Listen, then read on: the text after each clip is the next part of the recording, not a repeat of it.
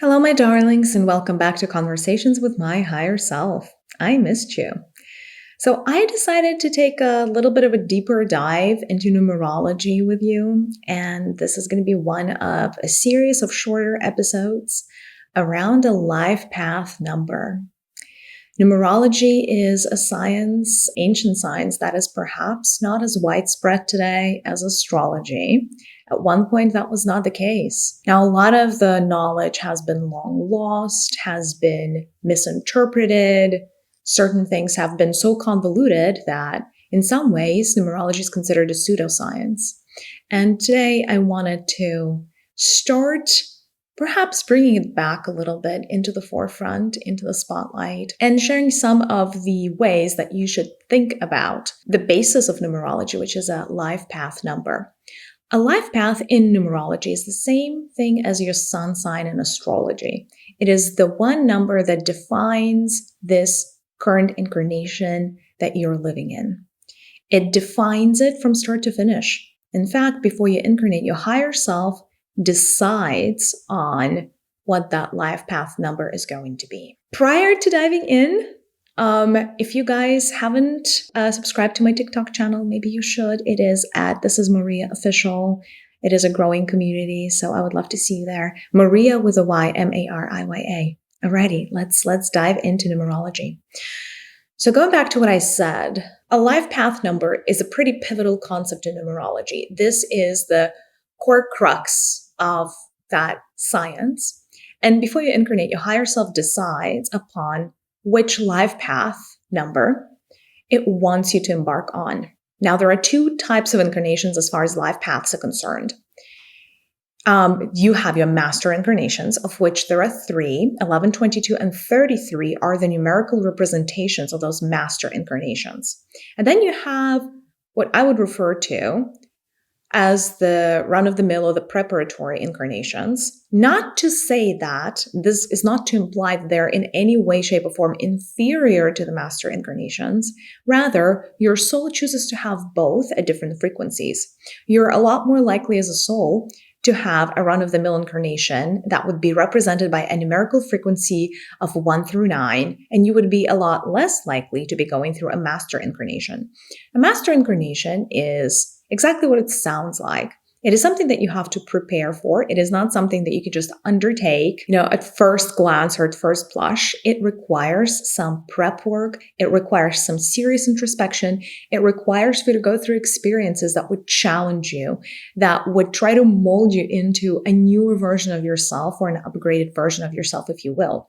So master incarnations are far and in between. And most of you are going to be living one of the 9 core life path numbers, 1 through 9, which also represent the different facets of creation. So collectively, numbers 1 through 9 would incorporate the vast majority of the experiences you could be having in a third dimensional world like planet Earth. So they are quite a perfect system. They are, each of them, very deep worlds. Every number that represents a life path is a very multifaceted universe. And so despite the fact that you may be sharing a life path number with another being, with another person, your experiences may be quite different. Now, the overall vibration or frequency of that experience from a higher perspective is similar, but the specific events that would attract that, the specific people, even intentions sometimes, are going to vary person to person. In fact, you would be tight-pressed to find 2 incarnations that are exactly alike, despite the fact that everything flows according to patterns. I've said it before and I'll say this again. This is a mathematically based structure. The matrix is a mathematically based universe. It is a very precise structure. It is so by design. And as such, numerology plays such an important role in explaining it. Because the matrix is a byproduct of the mind of the great architect, the numbers represent a lot of the frequencies, or shall I say every frequency experienced in third dimensional worlds could be reduced to a number. 1 through 9. That is, unless we're talking about a life path, at which point you would also have your master incarnations. Now, of course, master incarnations could also be reduced to a single number. For example, if you're an 11, it's technically 1 plus 1 equals 2. It could be reduced to number 2. If you are a 33 master incarnation, 3 plus 3 equals 6, so it could be reduced to a 6 numerical frequency. And yet, they stand on a pedestal of their own. If you're curious to dive into the master incarnations, I've made a separate episode just on those because I find them to be quite complex and quite understudied and maybe perhaps lesser understood even than the core incarnations, the core 1 through 9 life paths. Okay, before I dive into, and today this episode is going to be a little bit of an introduction, but really talking about life path number 1. That is the intention of this episode. Very often, when I talk about numerology, I find that people are not necessarily familiar with how to calculate their own numerical charts. So before we dive in really quickly, how do you get to your own life path number? All you need is your date of birth. That's it. We don't need your time of birth or place of birth like astrology. We just need the date of birth. So essentially, you would start with a month. I guess if you're in the US, it doesn't really matter. If you're listening to me globally, you can start with the day of the month, but it doesn't really matter. So let's say you're starting with a month. Your month is represented by a numerical frequency. It is either 1 digit or 2 digits. If your month that you were born is 2 digits, you would need to add the 2 digits together so that your month is represented by one single digit. For example, if you were born in November, it is represented numerically as 11. And so you would add 1 plus 1 equals 2. So that would be your number. Then you would take your day of birth, right? Most of you are going to have double digits, some of you are going to have single digits. If you have single digit, you're already all set. There is nothing else for you to do. If you have a double digit, again, add the 2 digits together to get one single numerical representation of your day of birth. And last but not least, take the 4 digits of the year where you were born and add them up together until you get a single number. Right? So add the 4 numbers together. And if you get a double digit number, which you most likely will, add those 2. So you reduce it and you get just one single digit at the end of all of this. And then now you have 3 single digits. If you add them together, if you sum it all up, you're going to get your life path number. In all the cases, you should keep summing things up until you get to one single number of a life path, unless it is 11, 22, or 33. Those ones you don't sum up, those are master incarnations. Also, there are so many apps and even websites that you could go if you don't want to do the calculation online. You can just type in one of the search engines that you would like to calculate your life path number, and you would be able to do that. Alrighty. So that is a very simple calculation. Numerology at its core, the calculations are not all that complicated. Alrighty. And so the entire universe, the entire set of experiences you could be having on planet Earth is reduced to essentially 12 different paths, the 9 core paths and the 3 master paths.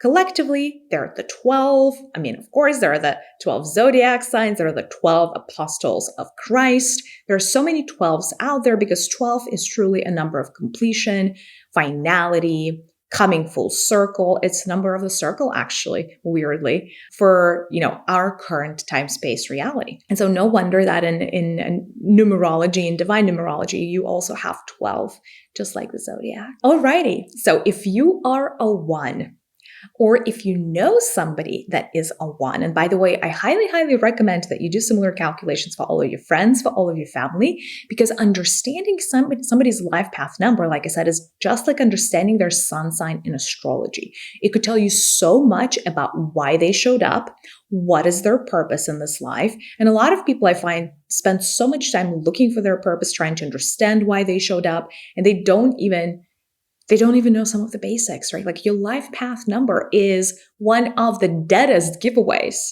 of your life purpose, right? Even if you cannot get access to your spirit guides or your higher self or the North Star or any of that, it doesn't really matter because you can start with things like numerology and astrology. Alrighty. So if you or somebody you know are life path number 1, listen up because this is all about you and why you came to planet Earth. 1 is a divine masculine number. One is a divine masculine principle. What does that mean? That means that you came here to stand strong on your own 2 feet and be your own individual self. So one is all about me, myself, and I. One is all about individuality. In some ways, it means yes, like one stands in the strength of being separate from others. Very often ones are very strong life paths because you're going to be going on a merry-go-round of figuring out your own sense of self, your own sense of worth. Usually this is a life that has quite a lot of challenge associated with it. This is not your easy life. This is not your smooth, don't expect any challenges kind of incarnation. The one, if you think about it also, is the energy of the Aries. The Aries, it's a fire energy. So the first sign in the zodiac. It is about paving your own way. It is about coming into a society and putting a stake in the ground, claiming your space on the map, saying, hey, I've arrived and this is me. Very often life path numbers ones are going to come with a very strong personality and having a very strong energetic blueprint. These are very often not your shrinking violets. And if they are, it is because of trauma and conditioning that they became that way, not by design. So if you find yourself being a life path 1, but you're not fully outwardly self-expressed, look within, right? And you're going to have to start healing that shadow and healing that trauma, because as a life path 1, you came here to be seen and heard and be active out there in the world. These are not your hermits. These are not the people who are going to be, put in the dark corner to never be spoken of or spoken to ever again. One is that number of self-expression. And then, yes, there's a lot of self in one, but you almost wanted to.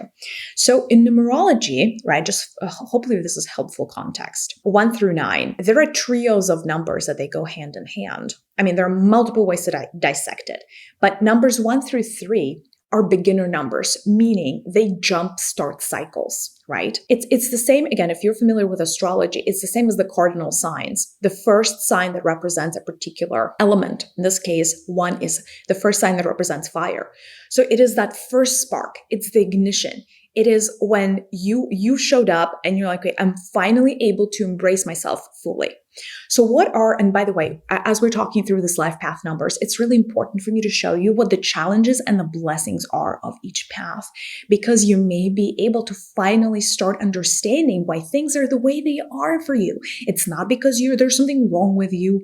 It is because you have chosen a particular challenge. You're playing a particular game, and certain things just come with the territory, and that is completely fine. And in fact, you should embrace it and you should cherish it, because every life path is beautiful. There is a lesson in every single life path. Another thing worth mentioning here is your soul has been on all of those life paths numbers many times over. That is the whole thing. There is not one soul in existence that has lived enough incarnations, that is not a baby soul, so to say, that hasn't been through all of it many times, right? We all have done it and we all shall do it again. So again, don't judge yourself for where you are and what you choose. In fact, if you feel there's something wrong with being life path number 1, if I tell you, you should think otherwise. This is a very beautiful energy, especially. So it is a little bit of a rebel, right? Again, it's that masculinity that came in, took the space on the map and said, hey, I believe in my vision. I believe that I matter. I believe that my way is right? So this is a little bit of a rebellious type of streak. This is not somebody that is going to come and want to live into a societal template that doesn't make sense to them. This is also not necessarily a person that you should be expecting heavy commitments from as it relates to other people. Like, these people have come to be the fire, to trailblaze, right? They're a trailblazer, essentially, is what they are. And they know themselves, not in their relationship to others and not in their relationship to societal blueprints, but they know themselves through going deep and understanding what it is that they truly want. So for life path number 1, it is extremely, extremely important to align with what it is actually like in life, what it is actually want to do. So life path numbers 1 are going to fail at trying to please another. For instance, let's say you were born into a very conservative family that told you, hey, you can only be a doctor and a lawyer. And you're like, forget about it. I want to be an actor or an actress. As a life path 1, you must follow your own way, regardless and irrespective of the fact that this may not be your lineage. This may not be what your parents want you to do, or your husband or your wife or whatever, your boyfriend, girlfriend, your significant other. It doesn't really matter. It is important for life path number 1 to stand up for what you believe is right. Because by leading yourself towards your own path, you tend to change societies. You tend to change ecosystems. You tend to change neighborhoods, people, countries, all of that, right? And again, the one thing that life path number 1 should understand is that they are incredibly visible. They're like this pillar of like fire in amidst the society, right? So they are not in the background, right? So everything that they do carries a meaning. Everything that they do is important. So understanding and recognizing that. Also understanding that there's so much stigma around ego on planet Earth. And I find that very few people are going to feel the stigma of ego and being selfish. Very few people are going to feel it like life path number 1. And that is where we start getting into the challenges of the childhood. Your childhood as a number 1 may have gone probably a couple of different ways, but I'll just give you some of the few trends that you guys share in common as a life path 1. First, you always felt completely misunderstood or somehow just very different. I don't know if you guys have seen these images, like the white sheep and then there's this one black sheep in the middle. Like you were the odd one out, whether that was a familial structure, whether that was in your immediate, I don't know, like school or like with your siblings or what have you, right? Like in society, somehow you felt like, oh my God, I'm so different. But not necessarily bad different. It could be any kind of different. It's like, I just don't jive. I just don't gel very well with what these other people are telling me to be, do, or have. So you always wear that little like very, very innate energy of a little bit of a mover and shaker, a little bit of a rebel, a little bit of a nonconformist. Like people, you really hate taking direction from others, including even your parents. You're like, please don't. I have my opinions, really, I know what I'm up to, right? So in the childhood, there could have been struggle because of that inability or unwillingness to do as you're told. You may have had issues with your parents or people in position of authority. You're like, no, I'm rebelling. I'm doing it my way. That's very much a life path 1. Of course, unless there was so much trauma that this original fire that you brought from God the Almighty, from source consciousness, unless that fire was quenched in you. And if that happened, and it does happen, for some of you, you may feel like you lost your motivation. You lost your way a little bit, right? So reigniting that fire, keeping that fire going is extremely important for life path 1. You could also have felt, outside of like feeling like they're the odd one out, some people, and usually, again, remember, you're the carrier of very, very strong masculine energies. That kind of means my way or the highway. You were not here to compromise. You're not here to look for consensus. If anything, right, 1 is also a leader number, right? So you're a really good leader. People would congregate around you, would naturally gather around you, your opinions would matter. When you speak, people would listen. However, it doesn't mean that whatever you were saying is everybody's cup of tea. So there could have been bullying, again, very strong personality. People could have thrown things at you like, how dare you be so selfish? How are you this narcissistic? Why do you only think of yourself? Start considering others. Like, where is the compassion in you, et cetera, et cetera. Like, all of those things could have been part of your journey. You may have also been put through, like in your childhood, you may have been given a very forceful parent or a teacher or somebody early on in your life that taught you your own individuality and the value, the amount of significance you assigned to it. So you had to have a challenger. So life path number 1 always has a challenger. And that challenger manifests themselves usually within the first 10 years of your life. Somebody in your childhood was your challenger. What does that mean? A challenger is somebody who imposes their own viewpoint upon you. Challenge could have happened many different ways. It could have come through a form of gaslighting, when essentially what how you believe things to be true is not what they told you what happened, right? It could be through them just imposing their will on you, like, no, you're not going to do this, you have to do that. Again, very often it's a strict parent because, how many people are you exposed to before the age of 10 that could exert this type of power and control over you? So very often it's a parent, a very forceful parent. And then you go through this arc of finding your own way, finding your own path, and finding what's true to yourself, like your own authenticity and rawness, despite this challenger, or actually because of the challenger. And so for those of you that have had this challenger or multiple challengers, you would notice that they made you who you are.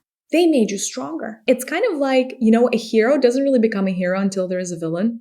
So like your arch nemesis always shapes you into who you are. It is inevitable. And that is how life works. So in fact, if that person who was trying to impose their will on you has created some trauma along the way, please know that this trauma can be healed, because once you recognize and acknowledge that, you should approach the situation, this person, with as much gratitude for shaping you and molding you into who you are today. Then you gain a whole new perspective and you understand that they didn't do that because they wanted to be vindictive or for any other reason other than they were acting in your best interest. That being said, if you are a master incarnation like 11, 22, or 33, somehow randomly listening to this episode, I'll tell you this. You may recognize yourself, ironically, in a few or all of the core life path numbers.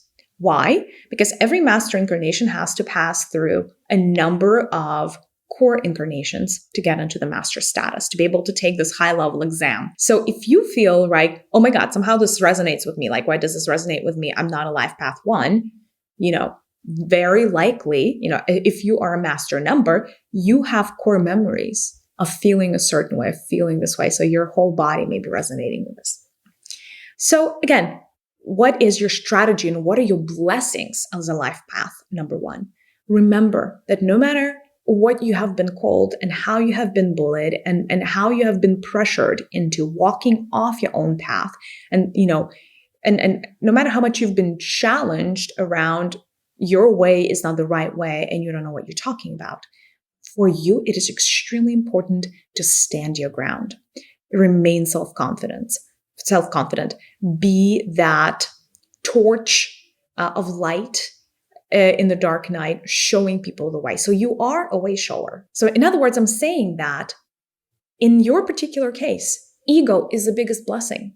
Your own sensation of being separate and standing for something that is unique to you is a blessing and not a curse. So stop making yourself wrong for being a little bit rough around the edges and not being malleable and flexible enough, because you are not water, my friend. You are fire. And as fire, you are meant to shine. You are meant to be different potentially than others. You are meant to own yourself fully, the good, the bad, the ugly, everything in between, and know that there's absolutely nothing wrong with you. Know that true change often comes because a number 1 life path has showed up in people's lives. So you have a transformative presence, not just for you, but for other people. You have a power to ignite a lot of things. You have a power to be that first spark of inspiration, but also you have the insight and that almost like innate understanding when something is wrong with society. Like you will be the first one to call the BS on something that doesn't make sense, that something doesn't work. You would be like, you'd show up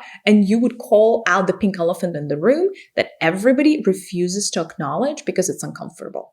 You see, as a fire, you don't care about comfort. Comfort is in a sense of like society and relationships. You're not seeking comfort. You're seeking authenticity. You're seeking truth. You're seeking expression. So the last thing for you, and like kind of like your worst nightmare, is to not be self-expressed. What are some of my pointers for you? Always work with your heart space. That's your center of, not heart space. Throat space is what I meant. That is your center of self-expression. So if you feel like this center, your throat, is a little bit overactive, right? Because again, 1 is a very outward energy, right? It's not inward, it's not introspective unless you're still searching for what it is that you are.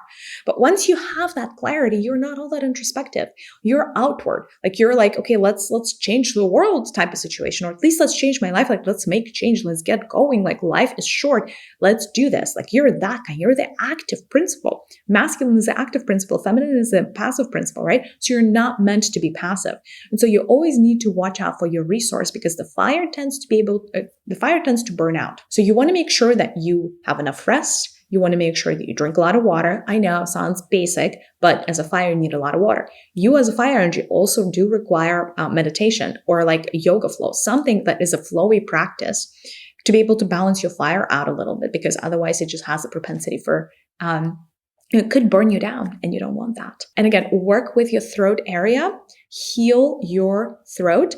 I have done many, or maybe not many episodes, but I've certainly done episodes, as well as I made YouTube videos about healing your throat center, your center of self-expression. And there's at least one, if not multiple, meditations that you can do that I recorded on our Sacred Universe podcast. Alrighty, well, keep rocking life path number 1. You are awesome, and don't let anybody tell you otherwise. Thank you guys. I'll see you in the next one. Bye.